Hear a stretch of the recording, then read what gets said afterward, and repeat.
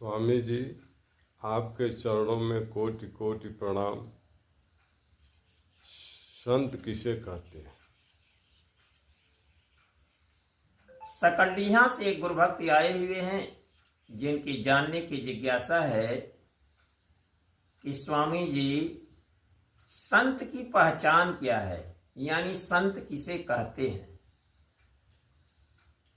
संत उसे कहते हैं जो आपके जीवन को बदल दे।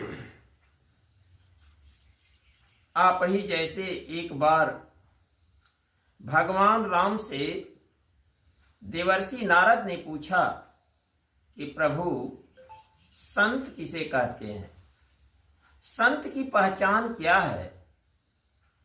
भगवान राम मन ही मन विचार कर रहे हैं कि आप तो खुद ही संत हैं और आप मुझसे पूछ रहे हैं कि संत किसे कहते हैं। यदि मैं अभी कह देता हूं कि आप खुद ही संत हैं तो उत्तर आपके दिमाग में पूरी तरह नहीं बैठ पाएगा, या जो लोग सुनेंगे वह भी सही निर्णय नहीं ले पाएंगे। इसलिए मैं आपको प्रमाण के साथ बताना चाहता हूं। भगवान राम देवर्षि नारद से कहते हैं कि ऋषिवर, आप एक गांव में चले जाइए, फला गांव में। उस गांव में एक ग्वालिन के पास एक गाय बछड़ा दी है, यानी गाय ने बछड़ा पैदा किया है।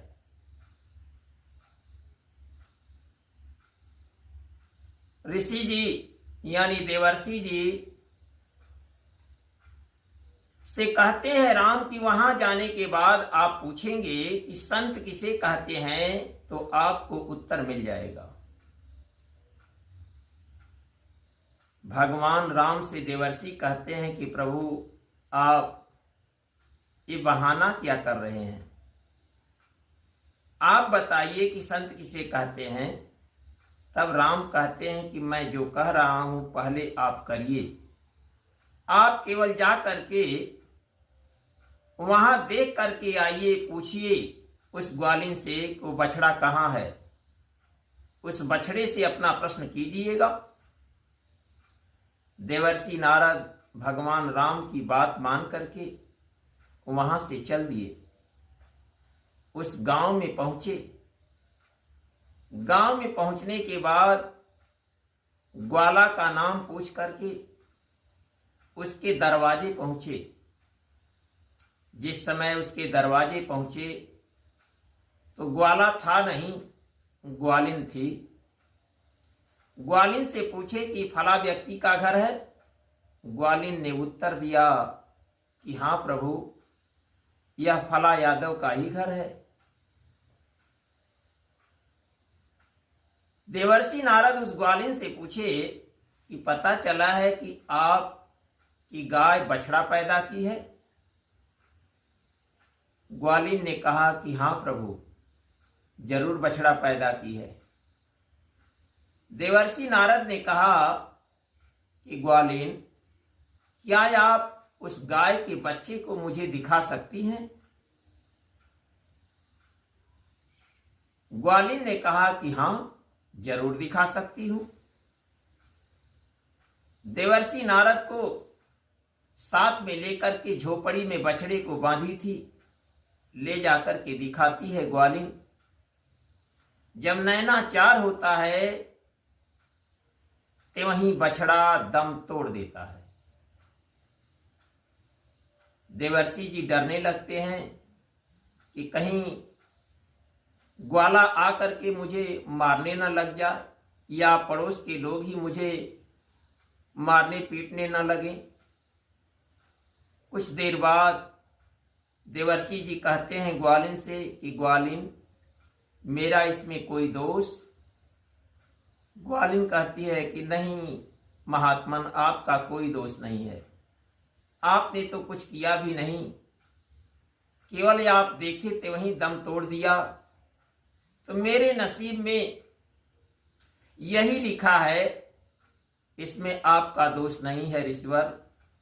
देवर्षि जी कहते हैं तो क्या मैं अब जा सकता हूं? ग्वालिन कहती है कि हाँ प्रभु, आप जा सकते हैं, आपका कोई दोष नहीं है। देवर्षि नारद भगवान राम के पास पहुंचते हैं और जाकर के कहते हैं कि प्रभु, आप मुझे उत्तर दे रहे हैं या मुझे आप मार खिलाना चाहते हैं? भगवान राम कहते हैं कि क्या हुआ ऋषिवर? देवर्षि जी कहते हैं कि जब वहीं ग्वालेन उस बछड़े को दिखाई ते वहीं बछड़ा दम तोड़ दिया। देवर्षि नारद से भगवान राम फिर कहते हैं कि प्रभु, आप दूसरे गांव में, एक गांव में चले जाइए और एक गरीब महिला के पास बहुत दिन के बाद, उसके पास 7 बेटियां हैं, 7 बेटियों के बाद एक पुत्र पैदा हुआ है। जाकर के उसी पुत्र से पूछिए कि संत किसे कहते हैं, संत की पहचान क्या है? देवर्षि जी कहते हैं कि प्रभु, अभी तक तो जानवर के बच्चे की बात थी, लेकिन अब आप इंसान के बच्चे की बात कह रहे हैं। कहीं वैसी ही घटना फिर घटी तो पता लगेगा कि मेरे चाम उकिल जाएंगे। राम कहते हैं कि नहीं ऋषिवर, हम अवतार लेते हैं संत महात्माओं की सुरक्षा के लिए, धर्म की रक्षा के लिए, और आप धर्म की धूरी हैं, ऐसा कभी हो नहीं सकता। मैं आपको कभी मार खिलवाऊंगा? ऐसा नहीं हो सकता ऋषिवर। आप जाइए, निसंदेह जाइए, आपका कोई कुछ बिगाड़ नहीं सकता। जाइए ऋषिवर। देवर्षि जी वहां से चल देते हैं। उस गांव में पहुंचते हैं, उस गरीब महिला के घर। महिला से जब उसके दरवाजे पहुंचते हैं तो वह गरीब महिला का पति नहीं था, लेकिन महिला थी। गरीब महिला से पूछते हैं कि यह फला का घर है? वह कहती है कि हाँ। फिर देवर्षि जी कहते हैं कि आप उनकी धर्मपत्नी हैं? वह महिला कहती है कि हाँ महात्मन, मैं उनकी धर्मपत्नी हूं। क्या बात है? देवर्षि जी कहते हैं कि पता चला है कि आपको 7 बेटियों के बाद, बहुत दिन के बाद एक पुत्र पैदा हुआ है। वह गरीब महिला कहती है कि हाँ ऋषिवर, जरूर एक पुत्र पैदा हुआ है। देवर्षि जी कहते हैं कि क्या आप अपने पुत्र को मुझे दिखा सकती हैं? गरीब महिला कहती है कि हाँ ऋषिवर, आपको दिखाने में क्या दिक्कत है? सुनती हूं कि साधु संतों से कार्य की हानि नहीं होती है, तो आपको जरूर दिखा सकती हूं। वह महिला देवर्षि नारद को साथ में लेकर के एक खाट पर झोपड़ी में अपने बच्चे को सुताई हुई थी। बच्चा खेल रहा था। उसी समय देवर्षि जी को लेकर के उस बच्चे के पास पहुंचती है। जब बच्चे के नयन और देवर्षि के नयनाचार होते हैं, जे वही नयनाचार होते हैं, ते वही बच्चा दम तोड़ देता है, यानी उस बच्चे का देहांत हो जाता है। देवर्षि जी बड़े संकोच में पड़ जाते हैं, डर रहे हैं कि कहीं पड़ोसी लोग आकर के मुझे मारने न लगे। कुछ देर बाद देवर्षि जी उस गरीब महिला से कहते हैं कि बेटी, मैंने तो आपके बच्चे को कुछ किया नहीं, इसमें मेरा कोई दोष? वह गरीब महिला कहती है कि नहीं ऋषिवर, आपका क्या दोष है इसमें? आपको तो मैं अभी साथ में ही लेकर के आई और आप केवल खड़ा हुए देख ही रहे थे, तब तक बच्चा दम तोड़ दिया। तो हमारे कर्म में पुत्र लिखा ही नहीं है ऋषिवर, इसमें आपका कोई दोष नहीं है, इसमें मेरा ही दोष है। इतने ही दिन के लिए मुझे पुत्रवती कहलाने का मौका मिला था, इसमें आपका दोष नहीं है ऋषिवर। तब देवर्षि जी कहते हैं कि क्या मैं अब अपने स्थान को जा सकता हूं? वह गरीब महिला कहती है कि हाँ प्रभु, आप अपने गंतव्य स्थान को जा सकते हैं। देवर्षि जी सशंकित हैं, डरते हुए किसी तरह उस गांव से बाहर निकलते हैं। जब गांव से बाहर आते हैं तब कुछ उनको तसल्ली मिलती है कि अब लोग मुझे नहीं मारेंगे, क्योंकि मेरा पीछा कोई कर नहीं रहा है। इसके बाद देवर्षि जी भगवान राम के पास पहुंचते हैं। राम के पास जब पहुंचते हैं तो राम जी देवर्षि जी को देख करके दंडवत प्रणाम करते हैं, कहते हैं कि हाँ ऋषिवर, कहिए आपका उत्तर मिला? देवर्षि नारद कहते हैं कि प्रभु, आप मेरा उत्तर दिलवा रहे हैं या मुझे मार खिलवा रहे हैं? राम कहते हैं कि क्या हुआ प्रभु? देवर्षि जी कहते हैं कि जो घटना पहले हुई थी, यानी जैसे बछड़ा ने दम तोड़ दिया, वैसे ही उस गरीब महिला का बच्चा भी मुझे देखते ही दम तोड़ दिया। अब आप बताइए कि संत किसे कहते हैं? भगवान राम कहते हैं कि प्रभु, फला गांव में एक राजा को 12 वर्ष के बाद एक बच्चा पैदा हुआ है और वही बच्चा आपके प्रश्न का उत्तर देगा कि संत किसे कहते हैं, यानी संत की पहचान क्या है। देवर्षि जी कहते हैं कि प्रभु, अभी तक तो जानवर के बच्चे की बात थी, फिर गरीब महिला के बच्चे की बात थी, अब आप राजा के पुत्र के पास यानी राजकुमार के पास भेज रहे हैं। तो वहां कहीं ऐसी ही घटना घटी तो राजा मुझे कोल्हू में पिरवा देगा। इसका मतलब कि आप मुझे कोल्हू में पिरवाना चाहते हैं प्रभु? भगवान राम कहते हैं कि नहीं ऋषिवर, नहीं, ऐसा कभी नहीं हो सकता। साधु संतों की रक्षा के लिए ही मेरा अवतार होता है।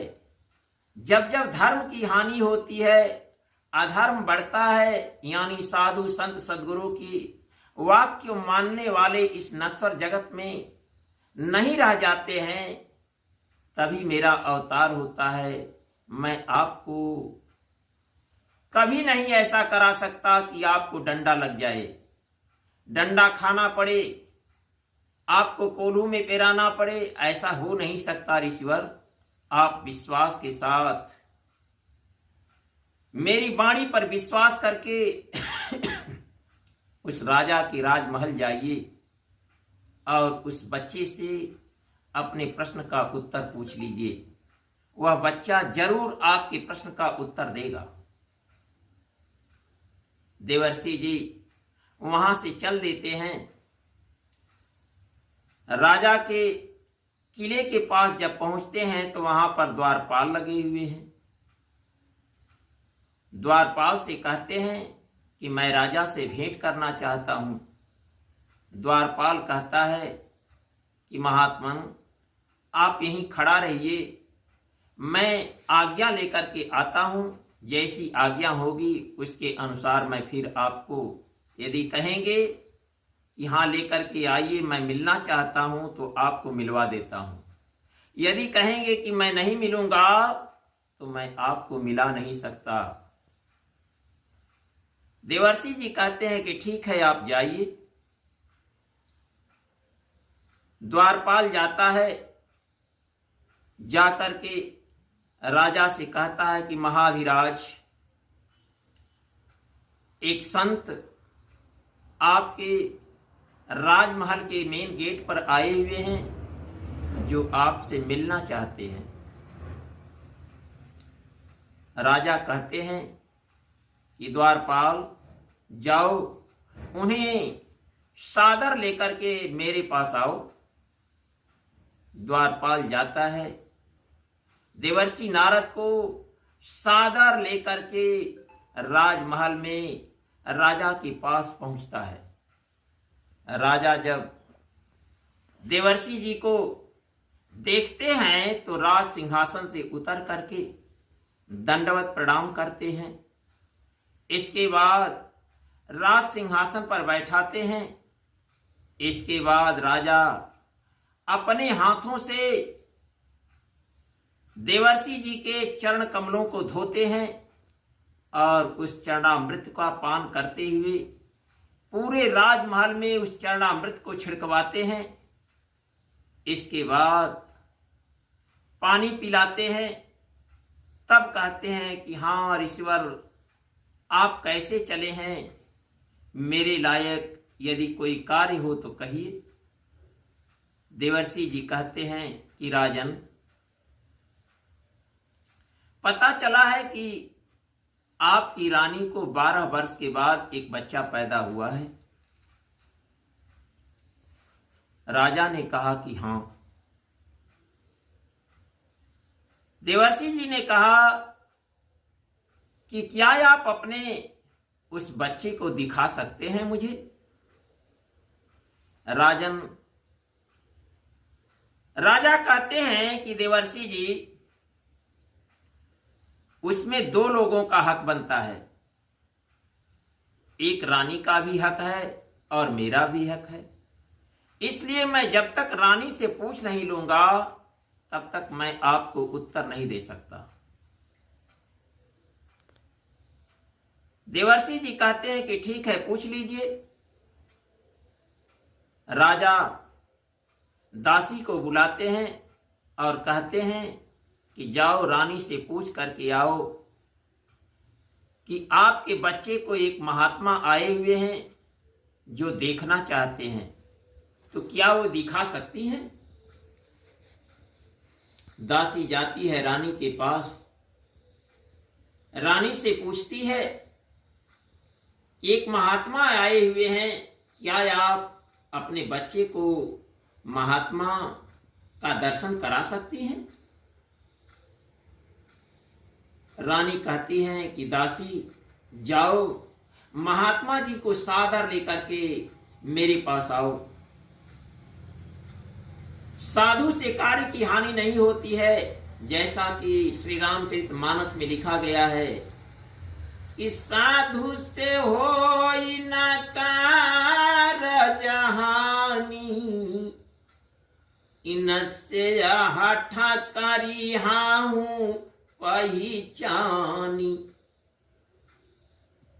इसलिए हे दासी, तुम जाओ और महात्मा जी को सादर लेकर के मेरे पास आओ।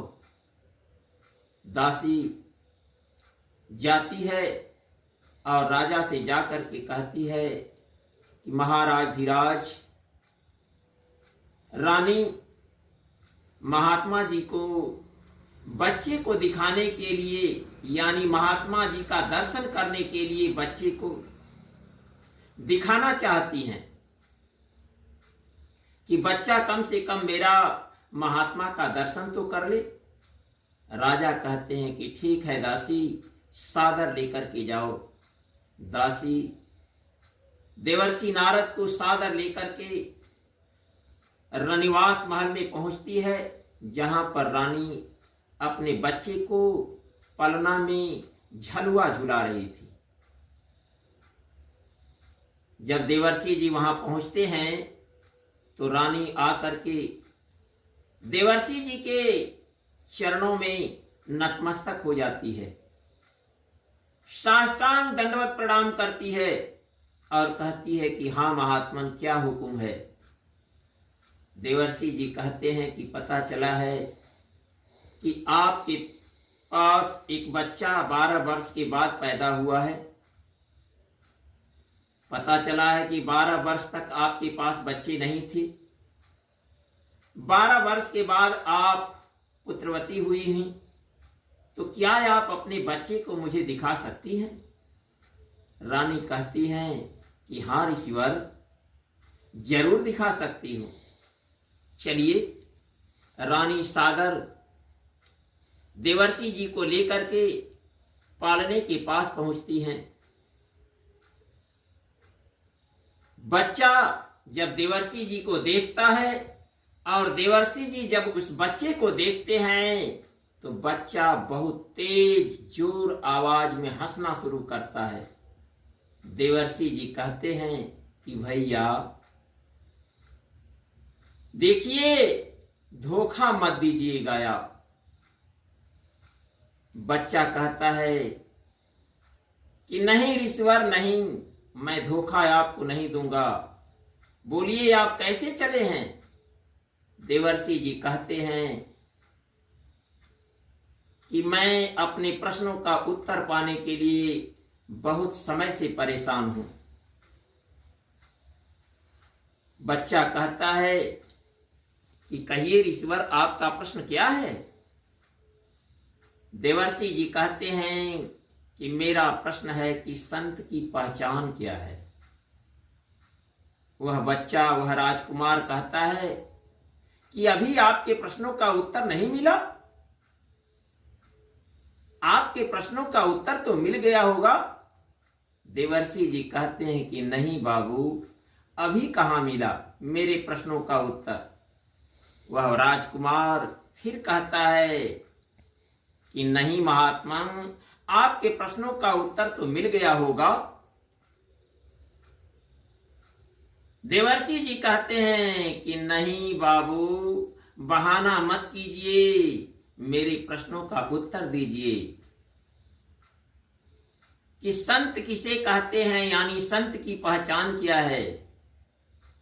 वह राजकुमार, वह बच्चा कहता है कि ऋषिवर, आप खुद ही संत हैं। कहें वो कैसे? कहें जो इस समय आपके सामने राजकुमार के वेश में पालने में झूलता हुआ आपसे बातें कर रहा है, पहले वह उस गाय के तन से पैदा हुआ था, लेकिन आपका दर्शन हुआ तो जानवर की शरीर छूट गई और इंसान की शरीर में फिर दूसरी बार उस गरीब महिला के घर में पैदा हुआ। और जब दूसरी बार आपका दर्शन हुआ तो फिर मेरी शरीर छूटी और मैं एक राजा के घर राजकुमार बनकर के रानी के तन से पैदा हुआ। तो संत आप खुद ही हैं। संत उसे ही कहते हैं जो जीवन को बदल दे, यानी संत का दर्शन होते ही कुमार्ग पर चलने वाला सुमार्गगामी हो जाता है। बुरा कर्म करने वाले का अच्छा कर्म करने में मन लगने लगता है, सत्संग सुनने लगता है, भक्ति करने लगता है, भगवत नाम भजन करने लगता है, परहित कल्याण करने लगता है, दूसरों की सेवा में लपट जाता है, किसी का अहित नहीं चाहता है। इसलिए आप संत हैं, आपका दर्शन हुआ तो मेरा जीवन पशु जोनी से मानव जोनी में, और फिर उस गरीब के घर से मैं फिर राजा के घर आकर के पैदा हो गया। इसलिए आप संत हैं, अब आप जा सकते हैं। देवर्षि जी प्रश्न का उत्तर पाकर के खुशी दिल से वहां से चल दिए और आए भगवान राम के पास। राम देवर्षि जी के श्री चरणों में साष्टांग दंडवत करके पूछते हैं कि प्रभु बोलिए, आपके प्रश्न का उत्तर मिला? देवर्षि नारद कहते हैं कि हाँ प्रभु, उत्तर मिल गया। कहें कैसे? कहें उस बच्चे ने कहा कि संत का दर्शन होने से मेरा जीवन पशु के जोनी में था, लेकिन पशु जोनी छूट करके फिर मानव की जोनी में चला आया और गरीब के घर पैदा हुआ। फिर जब दूसरी बार आपका दर्शन हुआ तो मैं फिर राजकुमार बन करके राजा के घर पैदा हुआ हूं। इसलिए संत का दर्शन दुर्लभ वस्तु है। संत दरस को जाइए, जैसा कि लिखा गया है कि संत दरस को जाइए तज ममता अभिमान, ज्यों ज्यों पग आगे बढ़े तो कोटिन यज्ञ समान।